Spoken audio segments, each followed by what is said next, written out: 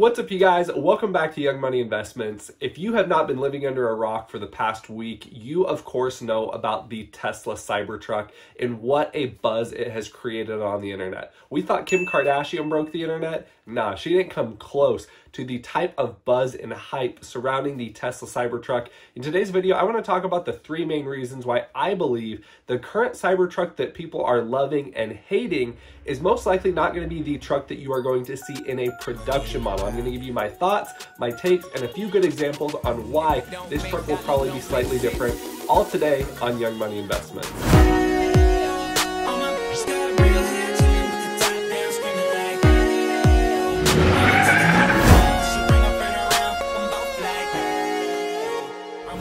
Alright, you guys, if you have stuck around to this point, I would love and appreciate if you will smash that thumbs up button and give my video a like. It helps tremendously with the YouTube algorithm, and it helps my channel continue to grow and to get better. Obviously, the more growth, the more good content that I tend to put out. With that being said, this channel is mostly dedicated to stocks, investments, trading, and so if you're interested in that, please hit that subscribe button down below, turn that bell notification on. Every time I release a new video, I do about 3 videos a week, sometimes more, you will get notified. But I have obviously gotten a lot of comments, and obviously me being a big Tesla lover, you could also call me a Tesla fanboy potentially. I've gotten a lot of comments on Instagram and Facebook talking about how polarizing this truck is. Half of my friends hate it, the other half love it. It is really funny to see kind of the stark contrast between my friends in my social circle. This really got me thinking though, is this version, this whole version of the Tesla truck really what we are going to be seeing when it comes to production? And my first instant thought was most likely. With that being said, there are a lot of things that happen between the prototype and the production model. Take here the Model X. This is a great example of the Model X. As you can see, when Tesla unveiled this vehicle, gosh, I think this was back like 09, sometime in that range. You can take a look at this body style and you can see how like almost minivan-ish it looks. It looks very similar to a Mercedes, one of those like Mercedes van kind of SUVs, if you remember those from back in the day. It had 4 doors, but it basically looked like a Mercedes van. And that's basically what this Tesla Model X looked like. Yes, it had the front fascia of that period of Tesla vehicles. If you remember what Teslas looked like back in the early kind of 2010 era, kind of when the Model S came out in 2012.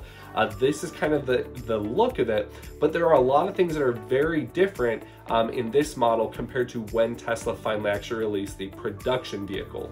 This is obviously an example right here, and you'll notice that the roofline, the shaping, a lot of these things are different than what this version of the Model X looked like when it was in its pre-production form. Even the rear tail shape, this is completely different. This is one of those things that it's not just the exterior as well. There's a lot of interior differences, and we're gonna go over some of the differences when we saw the Model 3 prototype as well. But you can also stop and take a look here at the Atlas. Now you're going, okay, what on earth is the Ford Atlas? Well, if you want to reverse the hands of time, you'll remember that the Ford Atlas was a Ford F-150 prototype that Ford had put out roughly around 2012, and they touted this as the next generation F-150. Now, as you can see, the Atlas was dope. It had a lot of things like vent grills that would actually slide shut so that it would create more aerodynamics for the particular vehicle. The wheels were even like more aerodynamic.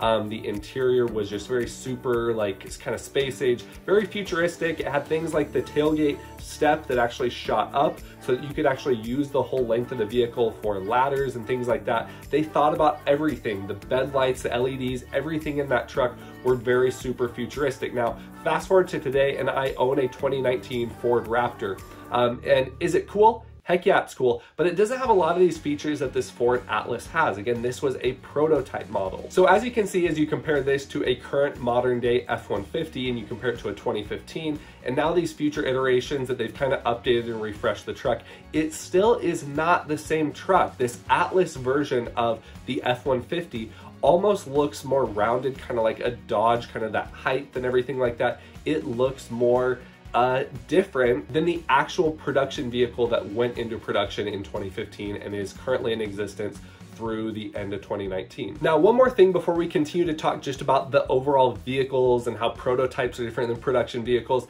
let's stop and think about the overall shape of the Tesla truck. As one commenter here on motor1.com reported, they said, in addition to this being the ugliest car ever created, Many experts pointed to several reasons why it is not practical as a truck. Do not forget that in its current form and shape, it does not satisfy any and safety road regulations too.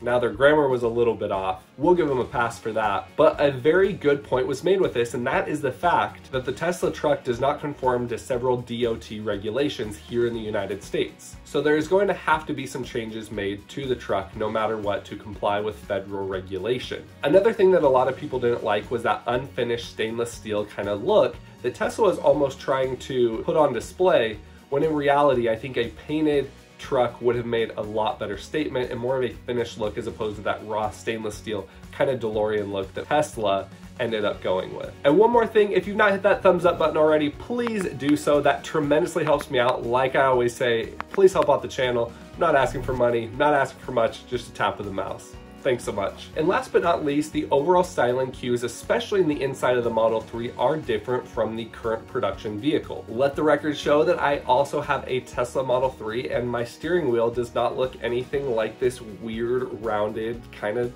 space-like looking steering wheel. This steering wheel was replaced with this current steering wheel, and that's some of the changes that went on between the prototype versus the actual production vehicle. Also, if you take a look at the interior, you can see that white center console, white cup holder area, and as it goes up, that is only piano gloss black. That is not available in that white kind of matte finish.